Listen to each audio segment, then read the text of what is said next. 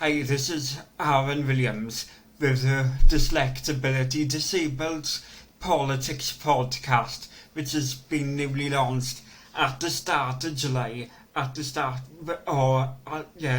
of July for the New Rainbow Project, which hosts a few podcasts hosted by myself, which includes New Rainbow Project, a New Rainbow Cast, even with Autistically R, which you can get some of this episodes on this podcast, on that podcast feed, and you can get a lot more content on that podcast feed.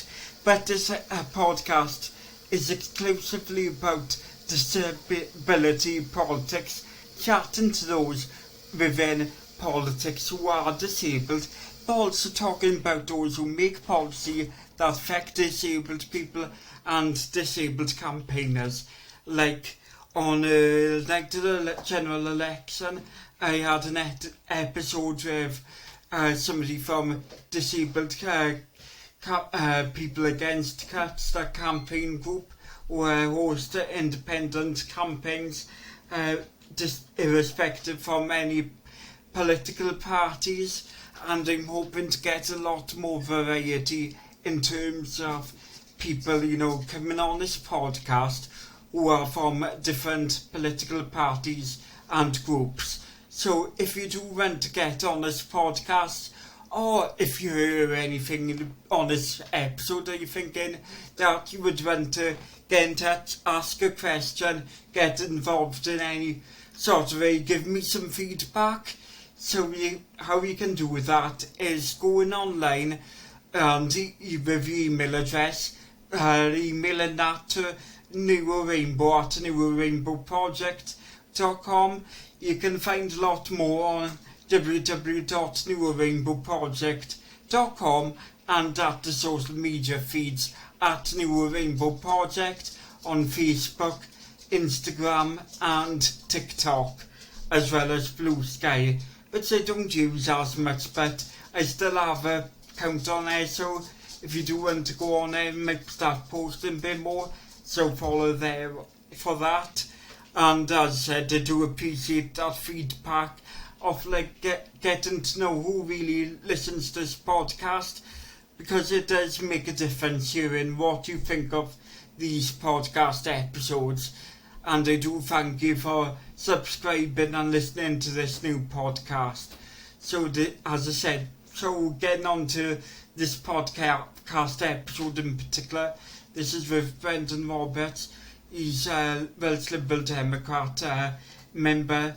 He's campaigned at the last general election for Torfaen, general election parliamentary seat that he was standing for Westminster Parliament. And so in this episode I'll also chat to him about his experience in a job that he has as working with Voices from Care Cymru. So we'll be able to get a lot more about him and a lot more about his own politics, as he's somebody who is dyspraxic and autistic, very much like myself, like that. And as I said, this is actually the second time I've been speaking to somebody who's from the Liberal Democrats, and I do hope that we can get some more people on who represent a whole host of different politics and from different political backgrounds, from a wide range of different parties. So if that is somebody like yourself who's thinking, I'm, from different politics that represent these parties that the Liberal Democrats who has been mentioned on this podcast, and you think that you would be great to come on here, so why not email me at neurainbow@neurainbowproject.com. So email me on that email address, topic dyslexibility, and I'll have a little look at the email and get back to you, and hopefully we can get you on as well. Do tell me about any other guests that you would want to get on this podcast. I'll be keeping an eye on it over the coming months of many different people who could be picking up on it, different conversations of the different political issues to bring to light on this podcast feed for you to listen to, as well as later on I'll be in this year I'll be discussing some of the issues in American politics, as well as touching base on international issues as well. So hopefully I can get some, content for you international listeners for this podcast, and not to be so, reflective of one nation's politics, and really get the wide scope of the picture of disability politics across the globe. And just to let you know that next week on a podcast I'll be interviewing the former editor of Wales Nation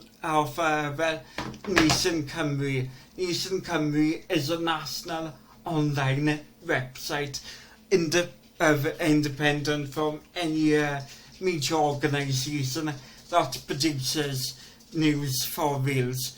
And Gareth, who will be on as the former editor, is autistic himself. He'll be chatting to me about his experience with being an editor of a, Welsh national, blog site, a news site, and what it was like as a neurodivergent person working in the news industry. So you can get a lot more on that next week, as well as his reflections as being Welsh on the current state of Welsh politics. In this episode we also do discuss the instability within the Senedd that has, recently, if you from Wales and, and follow the news from all across the four nations of the United Kingdom, you might be familiar that Von Geffen, the First Minister for 4 months, he served only a very short time as, resigned, and this interview obviously reflects on that he has resigned, but not the fact of his replacement. So this has been ahead of the recent selection of the new First Minister.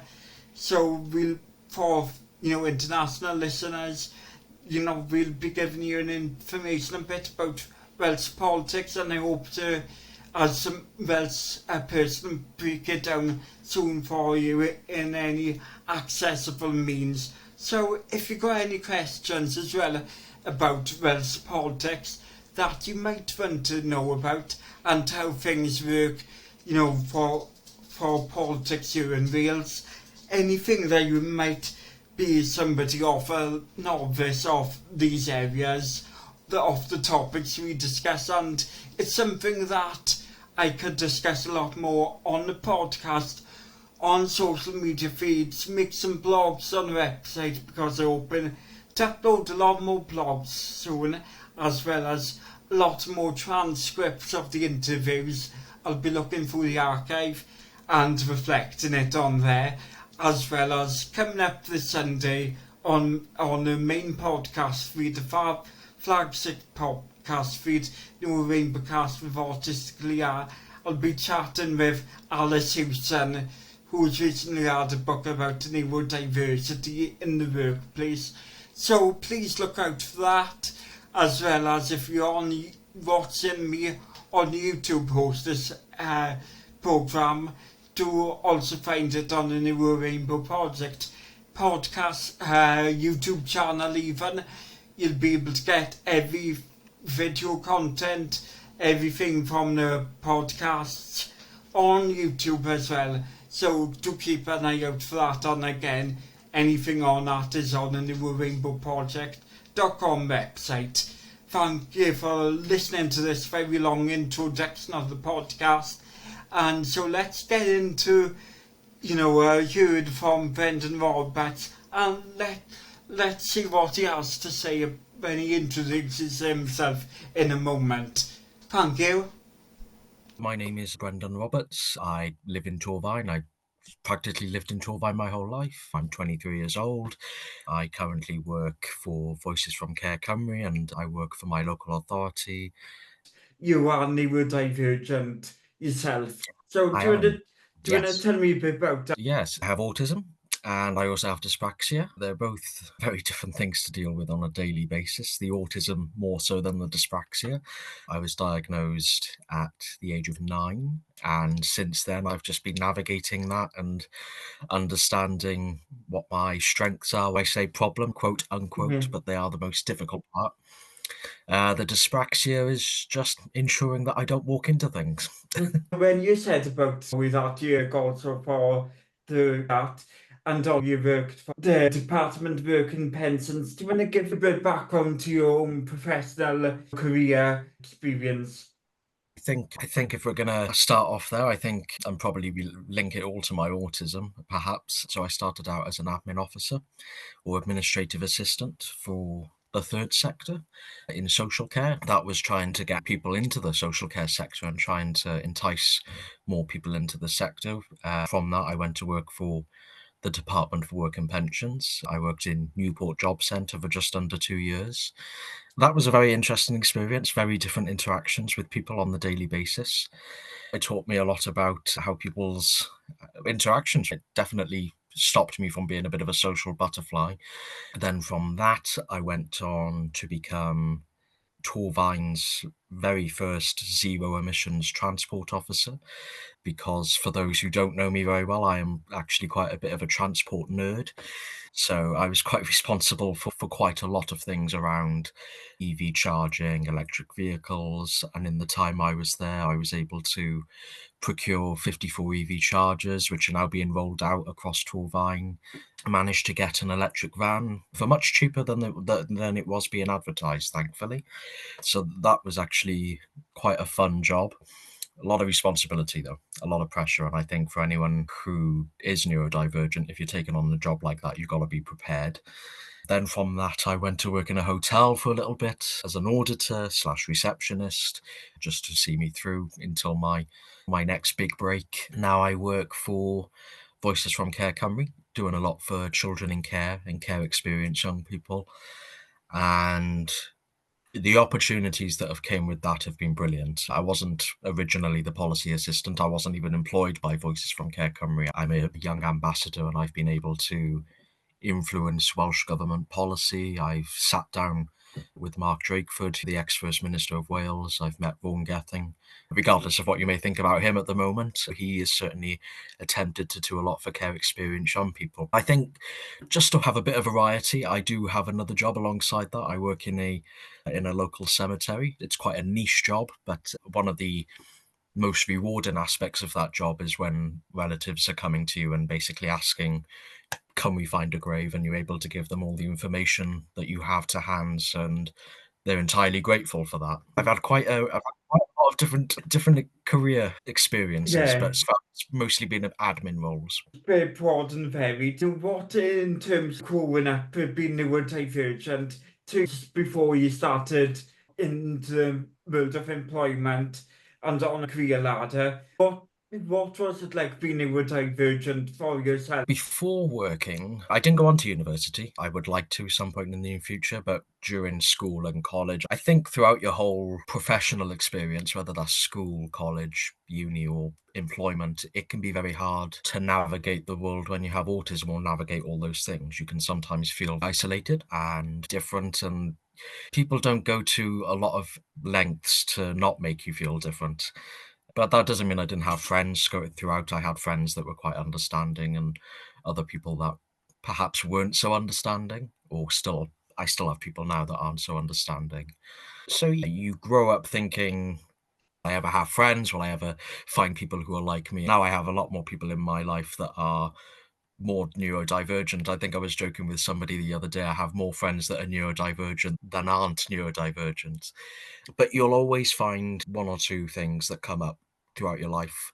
So far, I've noticed through my life there have been barriers or there have been things that have tripped me up because I think when you have autism, you're not afraid to say the truth or you're not afraid to know the difference between right or wrong. And I think when you are in employment, I saw things, for example, in the job centre I didn't like, and I wasn't willing to let it slide, and I was open to saying things I didn't like seeing. And it got to a point where I just felt I had to leave, and I did leave, and I went on to have the transport officer role then because the civil service was not taking into consideration the well-being of its employees, especially its neurodivergent employees. It's a bit of a struggle, I think, when you have autism and you know the difference between right and wrong, and you always feel a need to speak up. Sometimes you will not be liked for that, but I would always say stay true to yourself. You hinted at that lot of the challenges with your dyspraxia are more to do with just like bumping into things and with being autistic. It's that socializing things and being honest, and rather than some like the more extent of some of the other people's sensory on impact on their independence. So I guess it's something that we, like workplaces may have been in the privilege of being more accessible than to yourself than many other autistic people, because I know it's still the case that about 80 to 85% of autistic people are without employment or full-time employment. And so far that hasn't been the issue for yourself. But as you listed there have still been barriers for you Yeah. within the place experience. And it's, as I said, you saw stuff in civil service that you didn't like, and obviously that the civil service are there to support neurodivergent people in a lot of cases. As I said, you worked in Department of I think Terror. it's a lot. I think it's a lot of employment places. I think not just to single out the civil Yeah, service because I wouldn't want to do that. yeah, it wouldn't want But to single it, but yeah, of course. they were certainly part of it. I think, and you make a valid point about how there aren't a lot of autistic people that are in employment. A lot of them, regrettably, are unemployed for whatever those reasons may be. But I think even the ones that are employed still struggle. Friends that I have with autism, again, who are neurodivergent, they have struggled like myself at times. So we need employers that are more open to neurodivergent people. I think there's going to be a point where we get there, but I just don't think we're quite there yet. Yeah, experienced in several different places and different areas of work. What has it been like in terms of your own personal challenges within those different workplaces, and the things that you might have noted that could be more accessible or more inclusive towards neurodivergent people? That's a good question, actually. You got me thinking, though. I think perhaps one of the biggest things for people with autism is in the workplace is making sure that rather not them having to understand, but managers having to understand that autistic people think in very, or a lot of them think in very literal ways. And I'm not saying autistic people are blunt and cutthroat and straight to the point, but when it comes to understanding what your work tasks are and what you are responsible for, that has to be specifically pointed out. It has to be concrete. There can be no in between the lines if people shouldn't have to read in between the lines. So it's more that thing that, from your experience throughout all these different workplaces, that there needs to be more explicitness of instructions and information provided to neurodivergent employees. From your experience in the Work and Pensions Department, as particular, that might be giving you an experience of understanding a lot more of the policy around disabled people in terms of what state support are given for the benefits or the support they may be having to work. So what are the things that you have found from your experience working with the Department of Work and Pensions? That's a good question as well. I think I've learnt a lot throughout all the jobs I've had, even the one now with Voices from Care Cymru, where I think one of the reasons I did leave the DWP was because I just saw the flaws with the benefit system. It's, for want of a better word, it is rigged. It's not fit for purpose in today's world. I think when you've got a lot of people who are neurodiverse and they have to apply for PIP, for example, a lot of what is involved in that is form filling, assessments, and having to go through all that rigmarole, and it's just a nightmare for them, and they're probably already anxious as it is having to do that. And I think it's a bit of a frustration for a lot of people. When I was in the job centre as a work coach, or when I was on the front of house, people thought that, I think probably some people thought that I couldn't empathise with them when I've actually been on universal credit myself. I've applied for PIP myself in the past.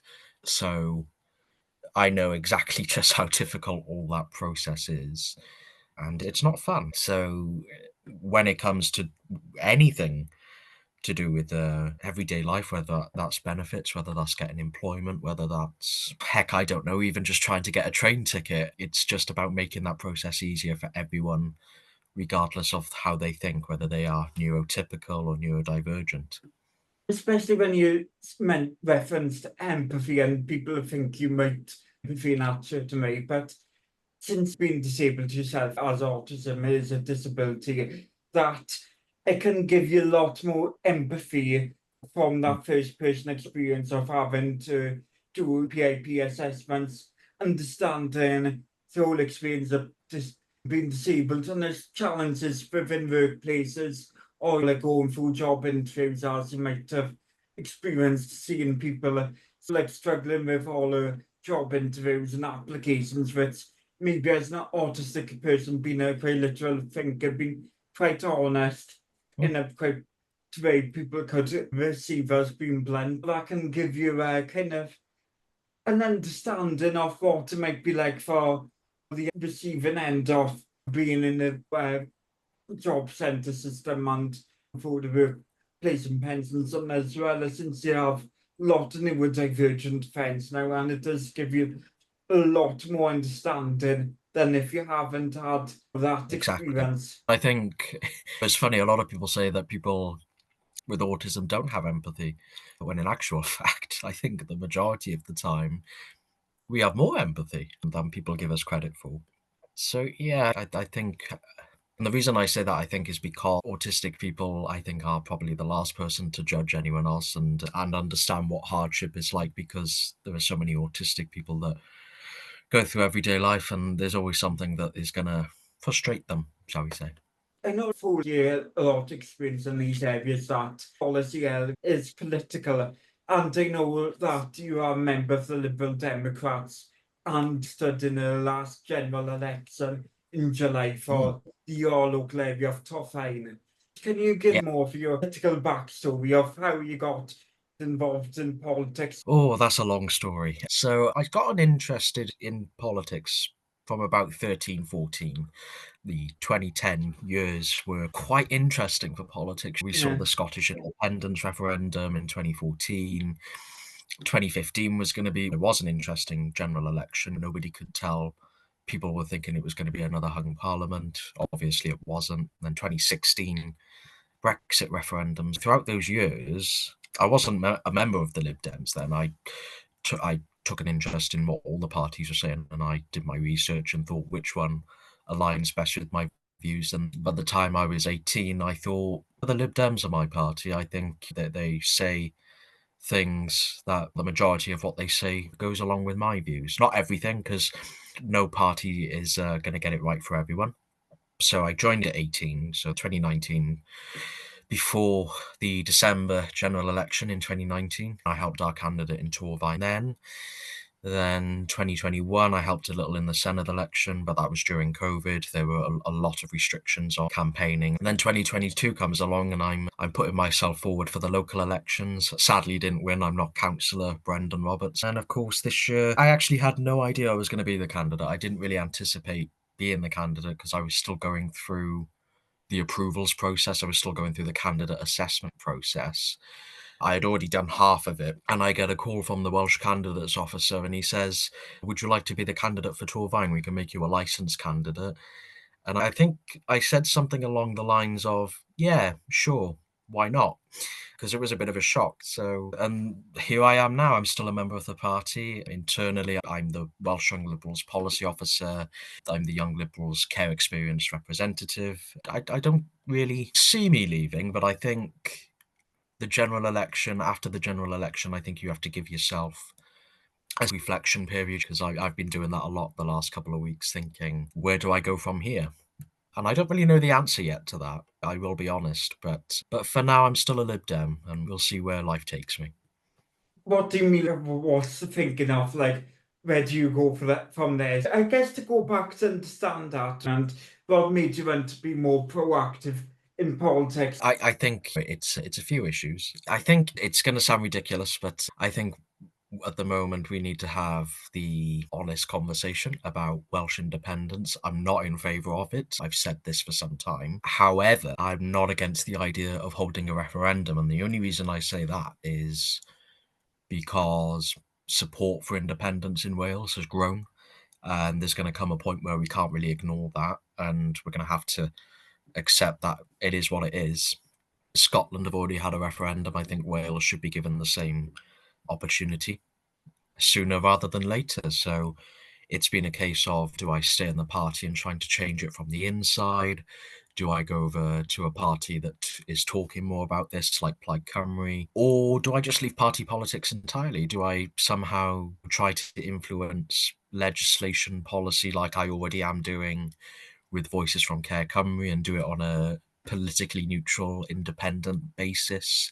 So yeah, there's a lot of questions I'm asking myself right now, but I haven't torn up my Liberal Democrat membership card yet. You're asking what motivates you politically. What motivates me politically? I think it's just about having the honest conversations about everyday issues. Like I just said about Welsh independence, it's about understanding that we need to have serious conversations about. I think one of the things for me, or some things that I have noticed, or one thing I've noticed is politicians and political parties are so quick to tell others what they want, what they think should go ahead or be implemented, but we're not always quick to get our feet on the ground and listen to people in their communities. I'm not saying I don't agree with Lib Dem policy, but sometimes you do think it could do with some changing. Actually, we've got it wrong on this issue. So yeah, I think it's just about being open to new ways of thinking.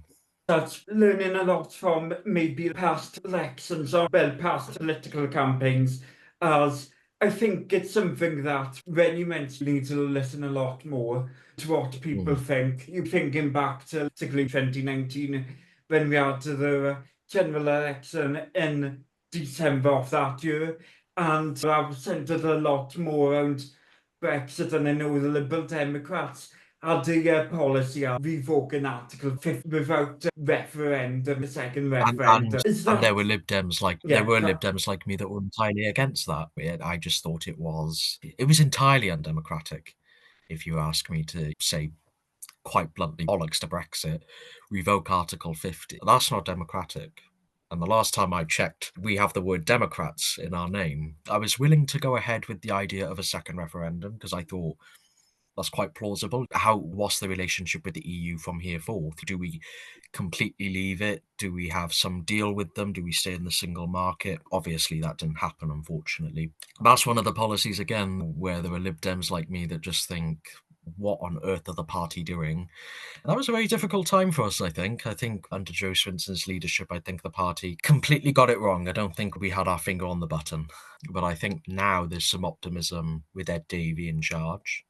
72 MPs, a result we haven't seen since 1923, an incredible result. I think we've got to try and do that back here in Wales, though. We've got to try and get an image for ourselves back in Wales, though, because we're struggling. We've got an MP in Wales, but we're still struggling, and we need to make a name for ourselves again. And I'm hoping that the opportunity to do that will be in the Senedd elections in 26.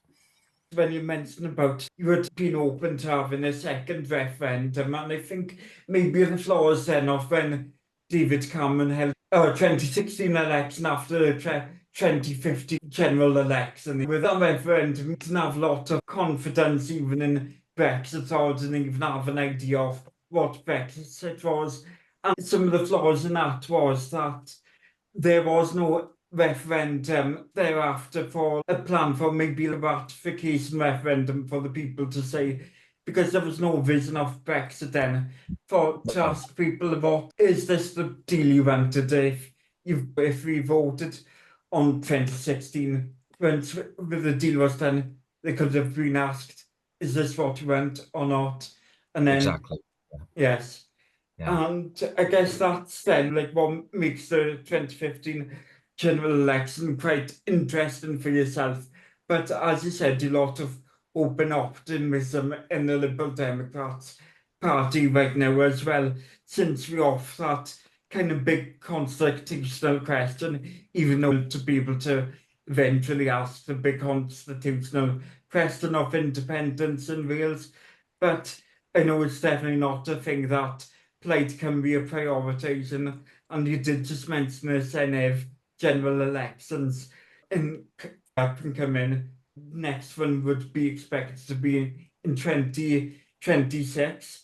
And as you said, then you would want a bit more of a liberal voice in Wales. What do you like to see happen between the period of now to the next Senedd election in Wales in terms of working for the needs of the Welsh people? From my Yeah. perspective in the party, I was speaking to another person within the party the other day about how in Wales the party has been a little bit too cautious.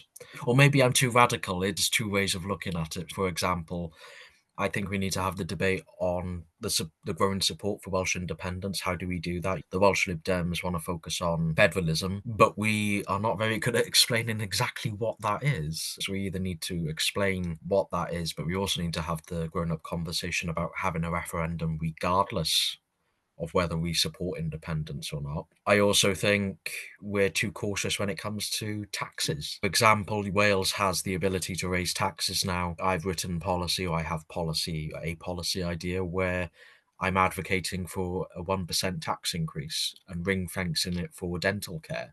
Dental care is one of our biggest campaigns in Wales. So it's just about being a bit more ambitious again, I think, and not being afraid to put our head above the parapet and putting our platform out there saying, yes, we've got some radical ideas, but we know they can work, and we're For people to understand a lot more about your position in the party, but also your experience in your authority and commenting on certain policy areas. Can you give a bit more insight on your roles within the party, but also your roles with Care Cymru and your ambassadorship role, as well as your policy administrative role within that organisation? where should I start? So party-wise, so I do policy internally in the party and outside. I'm the Welsh Young Liberals policy officer. I have been doing that for the past 4 years. I think I'm one of the longest serving policy officers, not the longest, I think. I'm getting there though, and I more or less have opportunities where I can put forward policy on behalf of the Welsh Young Liberals to Welsh party conferences. I sit on the Welsh Liberal Democrat Policy Development Committee. So I'm not saying I don't have influence, but I'm not going to say I have loads of influence either. If I want to get something done or policy, I try to do it in a diplomatic way. From Care Cymru. A big part of our work lately or recently has been around eliminating profit from the care of looked after children. Previously, private companies have been able to set up children's homes. They've been able to set up children's homes, and the council will go out to tender, and basically for a child's care, these private companies can bid to look after that child, and then the council will pay that company to look after that child. But for every £10, for example, that the council's paying for that child's care, £3 of it is going to a private company in shares. So it's going to shareholders. And we started the work with the Welsh government to completely ban that. So that is one of the things we have been doing, and it's quite an incredible achievement, not just on my part, because I'm not going to take all the glory and credit for that. It's been an incredible journey working with other young people and Welsh government ministers, their civil servants, their senior civil servants, to actually get the work up and running on this, and it's actually being done now. Can you give a brief explanation for people who might not know who Care Cymru is and what Care Cymru does? So Voices from Care Cymru, we do many things, but we are a charity, so we are the third sector, and we were set up based on what was originally going on during the 80s and 90s. It came out from, unfortunately, abuse that was going on in children's care homes in Wales. from the Waterhouse report, I think, if my memory serves me correct. And we've been going for 40 years. We offer different services, a lot of different support services for children in care and young people leaving the care system, whether that be helping them with getting a council tax exemption, helping with furnishing for their first ever flat home. If a young person needs counselling or therapy, also just some great everyday curricular activities. I think the last one they did, they had a picnic in the park. They basically had a massive picnic in one of the parks in Cardiff. And it's a really good organisation with care experience young people to come together and basically be around people of a similar background. And it's a great social aspect. They make friends. A lot of them have made lifelong friends. It's wonderful to see all the work, and now I actually get to be a part of that work, and it's quite awe-inspiring, and it's quite touching sometimes to see the work that you do.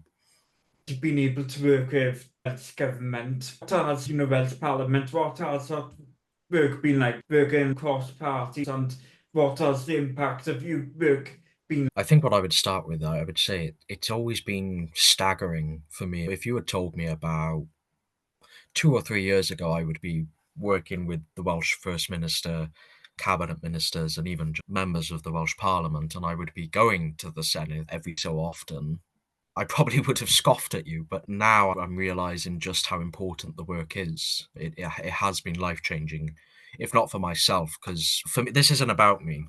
And for a lot of our other young people, it isn't about them either. It's about future children and young people that are going to come into the care system and about making it better for them. So whilst we can't go back in the past and change our own experiences, because not everyone's experience in the care system has been great, what we can do is try to make the care system better for those that are coming after us. And that's why we're doing the work. And, every time we speak to the First Minister, or every time we have cabinet ministers, it's always remarkable because a lot of people think the politicians don't listen, they're not willing to do things.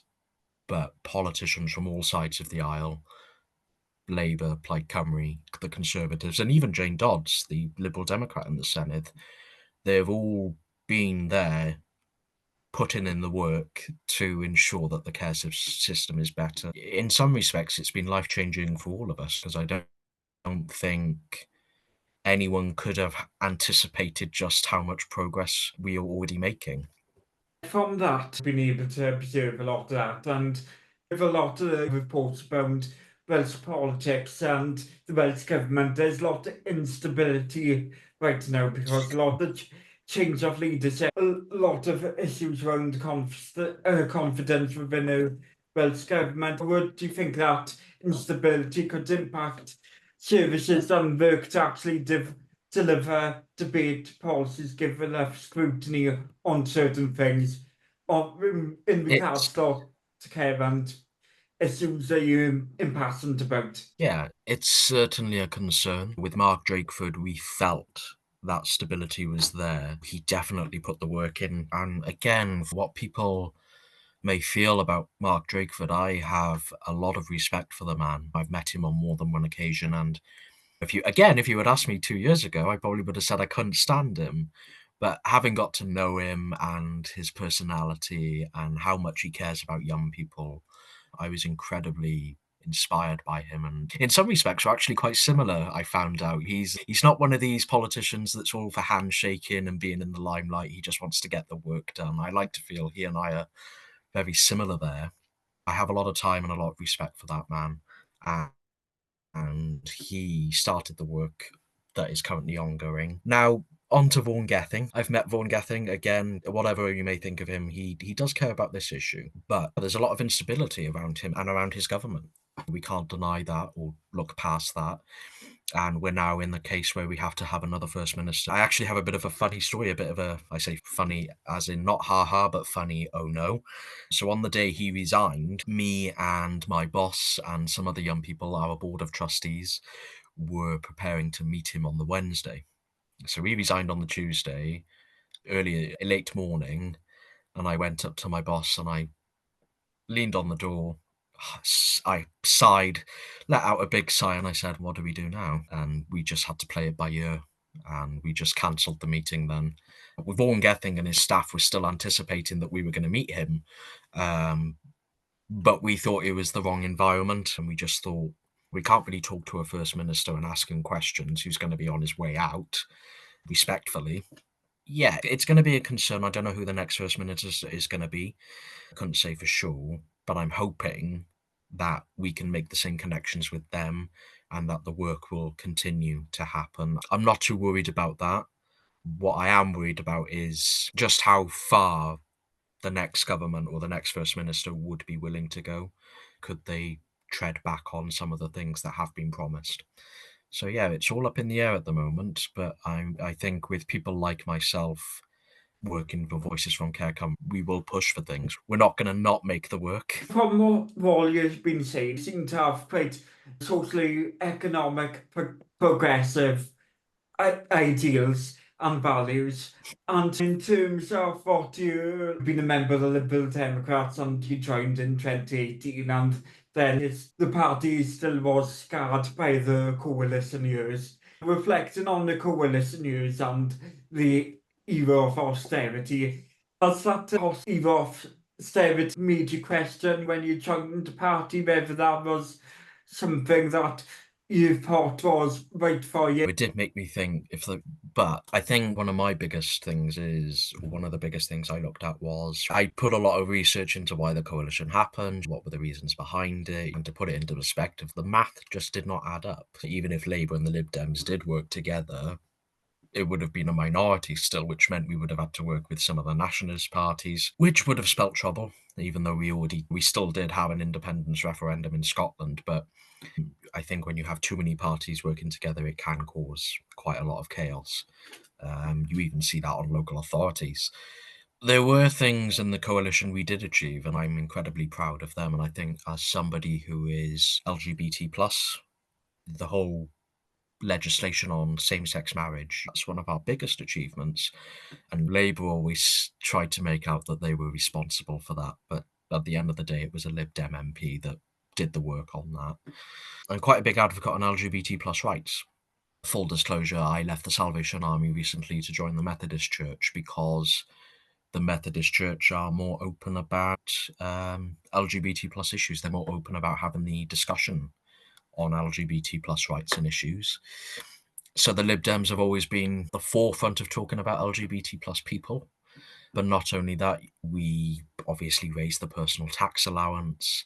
That was policy again this year. We want to raise it again once the financial circumstances are right. There is this view that in the Lib Dems, people, university-educated middle-class snobs, that's not entirely true. There are working-class people like me that come from perhaps a disadvantaged background, people like me that want to put more money into people's pockets. We care about everyday, ordinary working people. And I genuinely believe the party does at times. But that would not happen without members like me. That's one of the reasons I joined the party. As a disabled neurodivergent person yourself, how do you think, looking at politics yourself, how do you think that politics is representative of disabled? Do you think it is, and what do you think of the things that could make things more accessible in politics than disabled people? I think there are a lot of things. I think there are concerns about autistic candidates being involved in certain parts of campaigns, especially when it comes to interaction with people. And I'm not tarring everyone in the party with the same brush on that part. I just think there are people that think autistic members should be on the sideline, should be in the background. And I just think that's entirely wrong, because without those diverse candidates, without those people who have had different experiences, come from different backgrounds, you're never going to have different voices. You're not going to have robust policy on things like disability. So it's one thing. The other thing I think as well is not a party view, but society's view or identity politics. I'm not saying it's wrong. I'm not saying it's good either.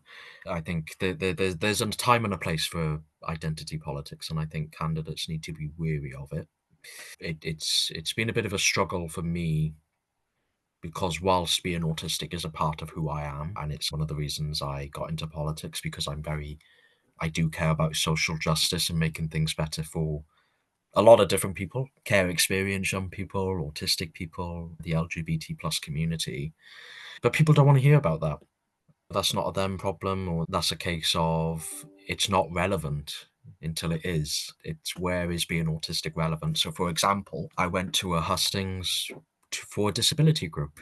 It was totally relevant then. It was totally relevant for me to bring up that I was autistic. I myself have an additional learning need. But let's, for example, say I'm going to a normal hustings in a church, just for a pure example. Is it really necessary to bring it up unless I'm asked the question? Unless I'm asked about disabilities? Probably not. So it's just about finding that fine line. But anyway, so there are things autistic candidates or neurodivergent candidates should be wary of, but there are also things that parties need to be wary of, because if parties sideline their autistic candidates or members, they're going to fail. They're going to fall flat on their face.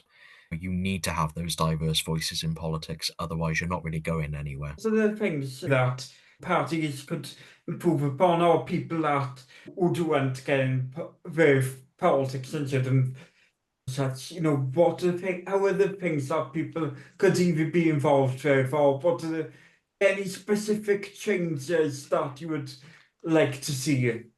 None that I can immediately think of, but I think what I would say is just if you have neurodivergent members, just if they want to be involved, get them involved in everything. But it's giving them the right tools and guidance and support to get them involved and get them engaged. But again, not sidelining them, not ignoring them. If they really want to be involved, get them involved. Because I tell you now, if you have more neurodivergent people in your party that are willing to help out, they are probably going to be a massive asset, because as we all rightly know, a lot of neurodivergent people are very focused, they like routine, they're very structured. So it can work having neurodivergent members in your team. When you mentioned like the certain areas of hustings and in certain other areas of campaigning with the canvassing involved in other areas like policy making, as a disabled person, do you think that is accessible to disabled people in a wider ways of politics in certain environments? Could there be certain ways that has things standing as candidates or non-party political ways of campaigning and policy making, so the things that could be made more accessible for disabled people, and what do you think could gain greater representation? As you said that, as you hinted earlier on, parties don't always listen to the people beyond themselves sometimes, and as it's issues with what is called Westminster bubble sometimes. So how do you think that, if it's not party political, disabled voices could be listened to? I certainly think it's possible. More disabled voices can be listened to. I think it goes back to having more of those disabled people in politics, though. I think there need to be systemic changes. It's a weird perspective, perhaps, to have more disabled voices listened to. You need to have more disabled voices involved. I can understand that, because greater the volume of voices, great more likely chance you're going to be heard, and that is definitely a thing. Looking on to the next 5 or so years, what are the things that you would hope that could be realistically achieved from a Westminster government, improving things for disabled and neurodivergent people, or from your own experience as being part of the LGBTQ community? What are the things that you would be looking to watch and observe of politics, and what are the things that you think could really change? Realistically speaking, you've really got me on the spot. Just general accessibility, for we're talking neurodivergent people making their lives easier. I think when we talk about LGBT plus people at the moment, we've got so much rhetoric going around about transgender people. We need to have a more compassionate and, again, going back to that point about empathy, it's about empathizing with people who are transgender and empathizing or just being compassionate and understanding what they're going through. We don't know what their experience is because we're not going through it. We need to listen to them. And I want a Labour government in Westminster to not entrench on LGBT plus and make it harder to live as a transgender person or just overall an LGBT plus person. If we're talking care experience, go into care experience on people, because I'm going to talk about them. I would say one of the things we've called for, or one of the things the Lib Dems called for, I was really touched by, because I've been calling for it myself for some time, is making care experience a protected characteristic. So putting it in the Equality Act, because a lot of people don't know this, but there is a lot of stigma there, and discrimination can happen against care experience young people, that whether that's in education, employment. I have heard stories about that, and it's frustrating. If that could realistically be achieved, I'd be over the moon. One thing that I seem quite optimistic and hopeful for, and how the last general election campaign, this when that's just gone, is that there has been a little manifesto primarily focused on care, which is your area of interest, and the kind of Exactly. push for that personal story of Ed Davey himself as a carer himself, and actually looking at these policies, and it's something that the care sector and health and social care, I think, will need to play a big part, as well as you said, the issue of transgender rights. That's going to be something that there's a lot of concern for right now, especially with Wes treating on his approach to banning puberty blockers, which is quite controversial and questionable, especially by the Yeah. trans community. But also, it is going to be quite a salient issue over the next few years, and something that I can imagine some people from the Labour Party on the backbenches will maybe who will also work on this issue as well on of care, and it's something that can be definitely cross-party worked, as you hinted Yeah, for absolutely. already in Wales. I hope cross-party work will happen. I really do hope, and I think it can. I had a talk with my MP, the MP for Torfaen, Nick Thomas Simmons, very high up in the cabinet, and he said he was quite respectful about it. He actually said that the only other party that spoke about social care was the Liberal Democrats, and Labour and the Lib Dems seem to want to work together on this, I think. So I'm hoping, I'm praying, and I'm anticipating that it will happen. What are things that you would just hope for and envisage for in the future, making things better for disabled and neurodivergent people? Oh gosh, there'll be everything. I tell you, if there's one thing I would love to do is make sure that all trains are blimming level with the platforms in the UK. Because even me with dyspraxia, I swear there's going to probably be a day where I'm going to slip and my foot's going to go down on the platform. I joke, of course. I hope that never Yeah. happens, but it's a serious issue. We've got people with mobility issues. We've got people in wheelchairs. So, like I said, I'm a bit of a transport nerd, so I would love to improve transport accessibility for disabled people. I think that is a big point to make because, like I point out, you still got a lot of train services or train stations Mm, that are still without lifts or adequate accessibility in terms of getting from one side of the platform to another, and reliability of having. And when you mention that, it's like the issue of having all ramps there at given times for wheelchair users and making sure everywhere around the train station is accessible for like wheelchair users or people who have mobility issues and such navigation around train stations. Hopefully one day I'll have you back on. Is there anything for maybe like people who might want to find out a bit more about you or follow you on social media? I'm on a few social media platforms, but the ones I use the most are Twitter and Facebook. If you do want to follow me, if you do want to get to know more about me and my experience and what work I'm doing, more than open to that. And thanks again for Brendan Roberts for coming on the podcast, and to let you know that in the episode details, the information about this episode on when you're listening to this on your podcasting platform that you are, or on YouTube, or if you are watching this on YouTube, you can find all the details about how you can follow Brendan Roberts in the podcast description, as well as details about this episode, any information where you can find and follow this podcast, the email addresses, etc., all in the podcast description of the podcast. And please share this podcast, recommend it to people, give it a good review, and follow this podcast on at New Rainbow Project on social media feeds as mentioned earlier on in the podcast. So thank you again for listening and viewing. This has again been me, Aaron Williams, RJ Williams, and this is it for this week's episode of Dyslexability. So be listening and viewing again next week, as well as on Sunday to the episode of New Rainbow Project coming to you on Sunday evening. Thank you and see you soon.